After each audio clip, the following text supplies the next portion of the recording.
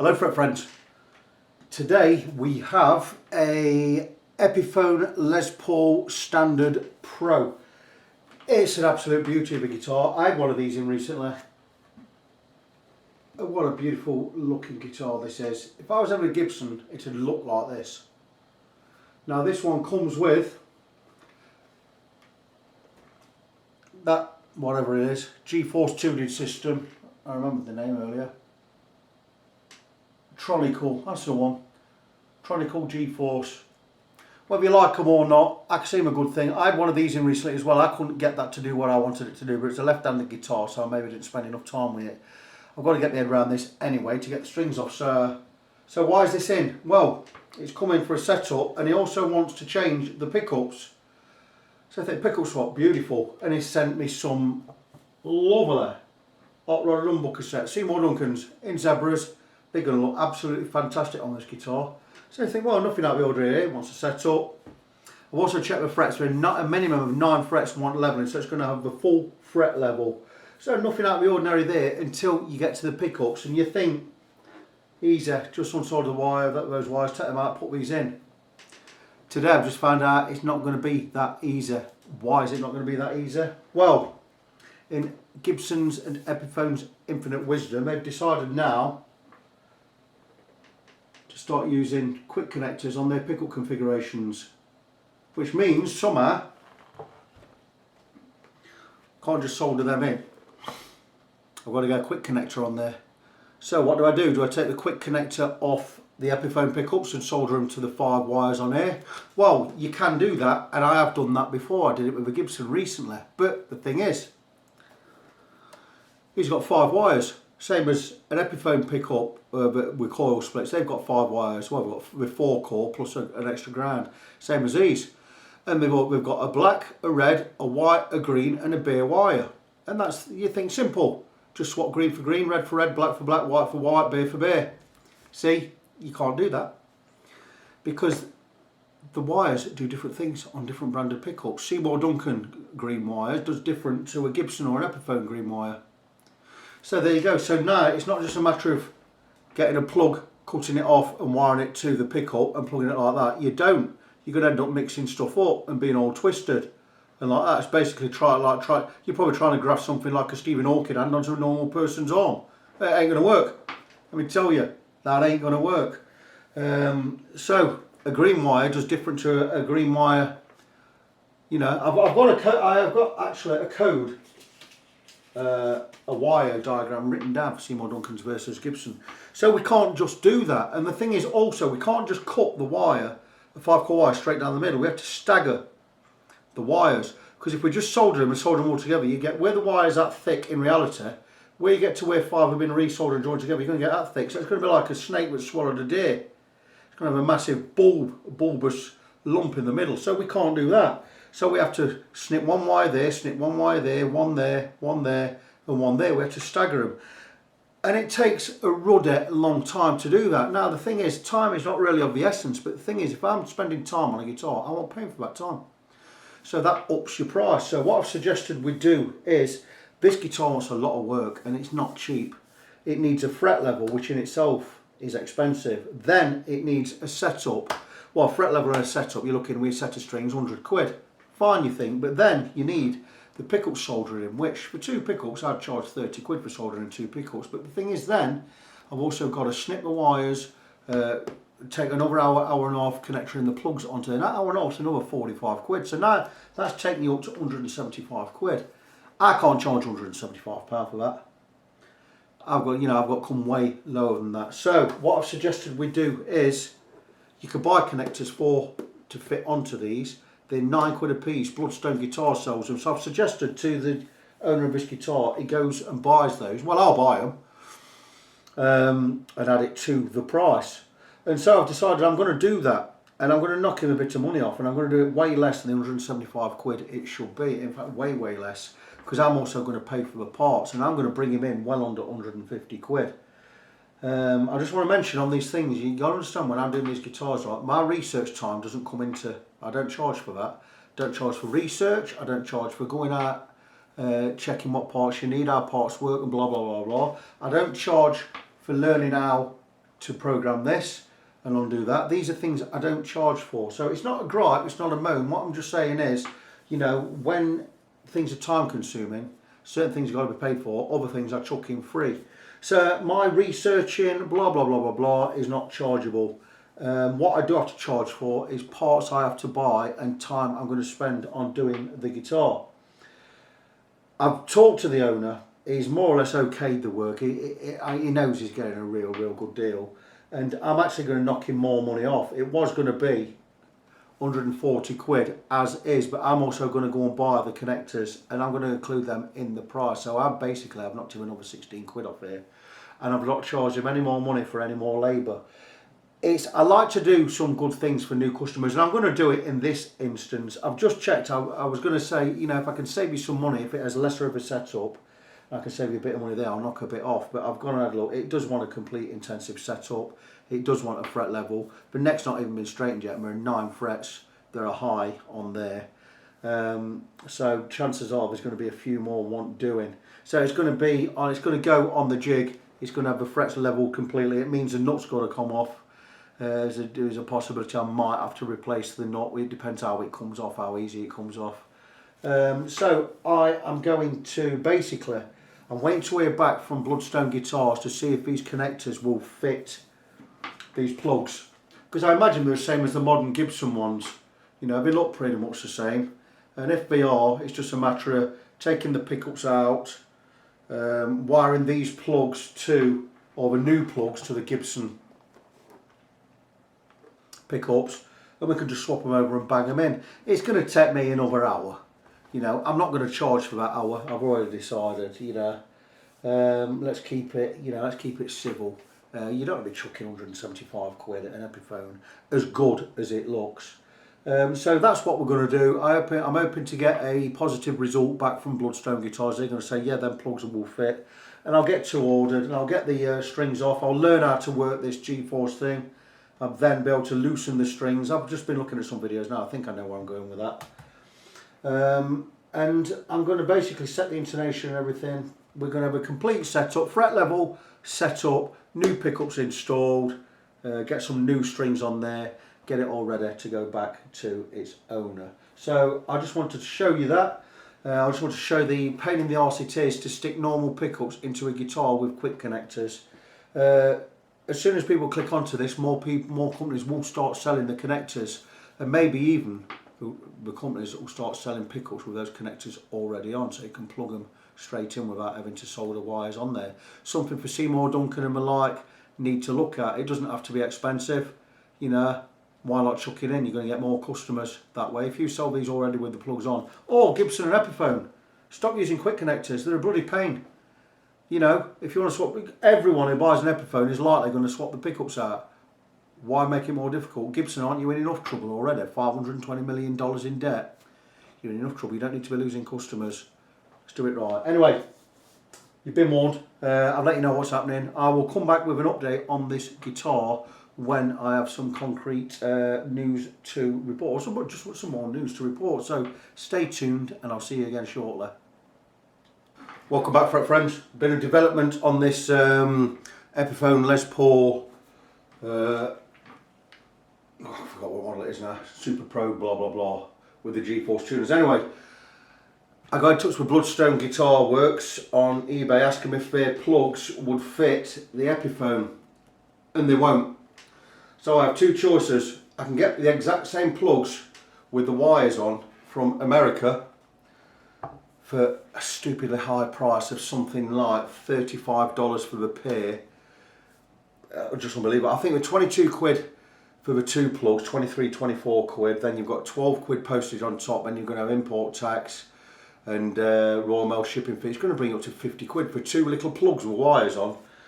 So I've decided I'm going to do this all myself. I actually did a Gibson recently, put Seymour Duncan's in a Gibson. So what I'm going to do is going to cut about yay much off the Epiphone pickups, rendering the pickups basically almost useless. But I'm going to cut that length of wire off there with the plugs on. I'm going to adapt the wire and the plug to fit onto the Seymour Duncans. It's an hour and a half extra work for me. but it's the best option, it's the cheapest option, it's something I've done before, I know what I'm doing anyway. It's a little bit fiddly, a little bit pain in the arse, but you know, it's what I'm going to do. So, you'll see I've removed the bridge and tail piece from the guitar. I'm going to remove the pickups. I'll remove these studs as well shortly. The nut is off. Truss rod cover's off, all ready, because I need to get this. The first thing I'm going to do is I'm going to get the frets levelled. I'm not going to do it today, I've got other things in the pipeline, but what I'm going to do is I'll probably remove the G-force tuners and everything as well. Just keep it nice and neat. And this is going to have to go on the jig to get the fret level done. So chances are I'm not going to film all the work. A fiddly neck to work on. I mean, we've got a band neck there anyway. It's good there's no refret because that would be expensive with a band neck. But anyway, that's what I'm good. So that's what I'm going to do. I just want to come back and explain how I'm going to get around this. The Gibson ones, the fitting is slightly different. It's not as wide as this. It's thinner. So I can't use the Gibson ones anyway.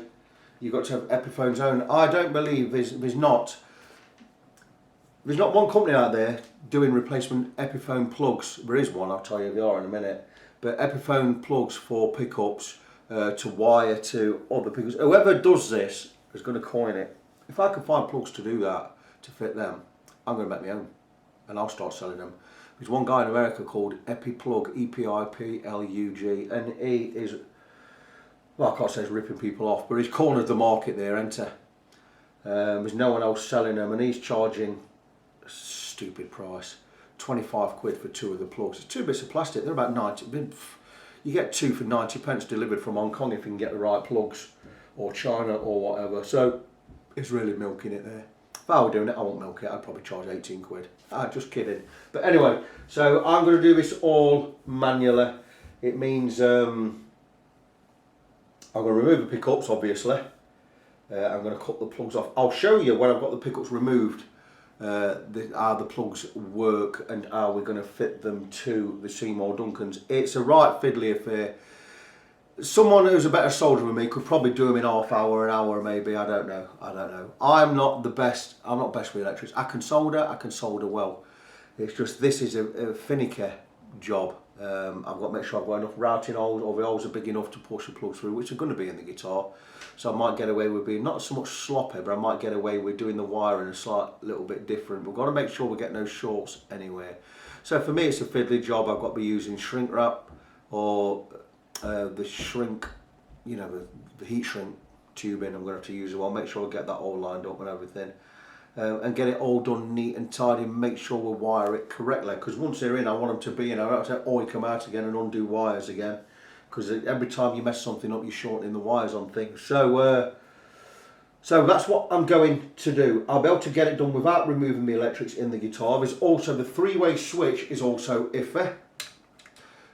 When you put it onto a treble one, sometimes it works, sometimes it doesn't. It could be some gunk in there, I don't know, but I'm going to oik that out. I've already got the back off. I'm going to oil that out, have a look. If I need to replace it, I will replace it. I've got some in stock. Oddly, I've got some Epiphone ones in stock. So I think we can replace that. So that's it. I will come back and show you where we're at with the pickups and everything. I'm going to get the fret leveling all done on the jig. I'm not going to film any of that, but I'll come back when I get onto the electrics and we'll take it from there. Hello, friends. Epiphone Standard Pro. What a beautiful, beautiful guitar. You'll see I remove the pickups, the stock top piece and bridge. I'll remove these studs in a bit. I think the cover's gone off there. Truss rod cover. So why have I removed the pickups and everything and the pots? Well, you see, push pull pots, push pull. These pickups are push pull.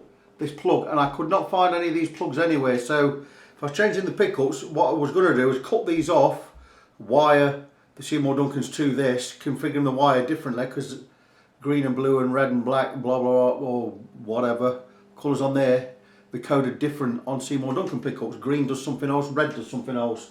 So we're going to do that, and I went and bought some plugs. In fact, I went and bought one plug just as a sample, and here it is. I've got the male and the female part, blah blah blah, and I got the little crimp thing there. I need a crimp tool to get that in, and I managed to adapt this to fit the pot by cutting off, because it was a completely different fitment So I had to slice off with a Stanley blade the guides there, and this would now fit onto there. So I could have gone and wired that all up. Got a little bit of a tight fit, pushes that way a little bit. I could have cut that to adapt and fit, but what a pain in the arse that would have been. But anyway, that said, I went and removed the knobs to you know, so I could get these pots out and have a look at them and see if I could adapt it, and lo and behold, the pot's disintegrated. And I'll show you what I mean. Here are the pot stems, and they fell out, they pulled right out from the pot. It's not the first time it's happened to anyone ever, because I've been on Google and I've looked at it, and it's happened to loads of people. And what these do is they sit in here and you slide them in and they work left and right. We're supposed to push pull, but we don't push pull anymore because these just pulled straight out. So the pots are knackered. Well, that part of it's knackered, but it just pulls straight back out. So you've lost your push pull there. So I went online, had a look. These, to buy these, it's 50 quid for two, or with 35 quid each. I thought we're not going that route, so I've got in contact with the seller. I says these are wank with edit. They're only alpha pots anyway. I'm not saying they're the worst quality, but they're also not the best. So I says we'll whip them out, and what we'll do is we're going to upgrade. We're upgrading the wire, we're upgrading the pots. Now I in stock have Bourns pots, A500s, audio taper. I have these in stock. These are about 6 quid each, which is really cheap. These are the best pots I've ever used, and I always used to use CTS G4 500s, which are the vintage spec CTS pots. They're about £9 a piece, they are. These Bourns are better, they're a lot better. I stuck these in my own Gibson Les Paul studio, and they're amazing. The sweep on these is absolutely fantastic. It's a logarithmic pot, so you get 0 to 10, but it's in a gradual sweep. 0, 1, 2. You move it from 0 to 1 and 1 to 2, you're going to hear the difference, not just from 7 to 10. Absolutely wonderful pots. I use these for tone and volume. They're the A500 logarithmic type. Good thing about these also is the knobs fit straight on. So I've got 2 of these, and I've got an order 2 of the push-pull A500 ones for the volume, for the push-pull volume. These knobs are going to go straight on top, so we're going to do a complete rewire on that. These pickups we'll take out off the pickup rings, and we'll just send them away and let the seller sell them separately if he wants to, or let the owner sell them separately. We're going to be putting in Seymour Duncans as shown before. I'm just about to go and order some Bourns push-pull pots. The only difference with those push-pull pots and the Bourns pots is they don't fit these holes. These holes are 8mm. I think the Bourns ones are a third of an inch, aren't they? Or 3/8 of an inch or whatever. They're just about 9mm, so I'm going to have to slightly ream these holes a little bit bigger. The owner of the guitar says, will it make a mess when you're doing that? No, it won't, because I'll do it properly. I'll do it by hand, I'll do it really, really slowly, and we'll get it done right. And we're just going to put an extra 1/2 mil on the diameter of that, or radius, giving us an extra 1mm diameter. We'll take us time, make sure we don't crack anything. We'll tape round there. We'll do it nice, steady and slow, and the job should be a good one. So we're going to go with a complete new wiring loom. Wire I'll be using is, I only buy the good wire. I only use this stuff. I've got loads of it. I've got rolls and rolls of this stuff in my other parts drawer. I'm going to use them in yellow stuff, cloth pushback wire or pullback wire. I've got black, white, yellow, and really old yellow. I'll only be using that stuff. I've got rolls of this I ordered from America ages ago. I've got meters of it, and I've also got the Gibson grade 2-core. It's got 1 core in the centre and you've got earth on the outside. I'll be using this for the freeway. I'll be putting a new Epiphone freeway on there because the one on there is knackered. So he's getting a new freeway, he's getting a new input jack, complete new wiring, new parts, new push-pull parts. I'm doing it for nothing. I'm not, because I've factored in the cost of everything. I'm keeping the cost the same as was quoted originally. I'm doing the wiring for absolutely no. It's just going to be inclusive of everything. This guitar is having the complete works. It's having a complete fret level. It's going to have a recrown. All the frets are going to be recrowned and polished. It's going to have a neck. The fingerboard is going to be all lubricated and cleaned up. New pickups installed. Brand new wiring. New 3-way. New input jack. just the whole shebang. So it's having everything. It's got these were on the owner had put them on anyway. I've had to learn that as well. So, you know, so that's it. It's something, I can't do it now because I've got to wait for parts to be delivered. There's going to be no rush on this one. I'm going to take my time. I'm going to make sure we get it all right. And that's going to be it. I just wanted to get up to spec to where we are on this guitar. So it looks a bit threadbare at the moment. First job I'm going to be doing is I'm going to ream these holes slightly. I've got a reaming tool in my secondary toolbox down there. Don't use it often. It's a great little thing. It's a tapered one, so we're going to take us time with that, quarter of a turn at a time, be really steady on that, make sure we don't chip or crack anything. And that's it. So I'm going to wrap up this part of the video. It's been a ruddy nightmare deciding what we're going to do with this. I would have been quite happy. I would have made some plugs up. It would have been a pain in the butt. But you know, now we're not going that route. Epiphone, stop using these. You know we're going to upgrade the pickups. You know. At least one good thing came out of it. His pickups are intact, so if he wants to sell them and move them on, he can do that. But that is it for now on this guitar. I'm going to wrap up this part of the video. This is part one finished. I will come back when I've got all the parts necessary and ready to do the electrics and blah blah blah. There's going to be a lot of work in this. Like I say, fret level is going to be 5 hours. Another couple of hours on the electrics and all that and the setup and everything. So, you know, I've got my work cut out on this one, but it's what I do. Customer satisfaction is what I'm all about. So stay tuned for part two. Go and check me out at facebook.com/NGONESEVEN. That's facebook.com/NG17. Stay tuned for part two. I will come back with bigger updates and we'll know exactly where we are.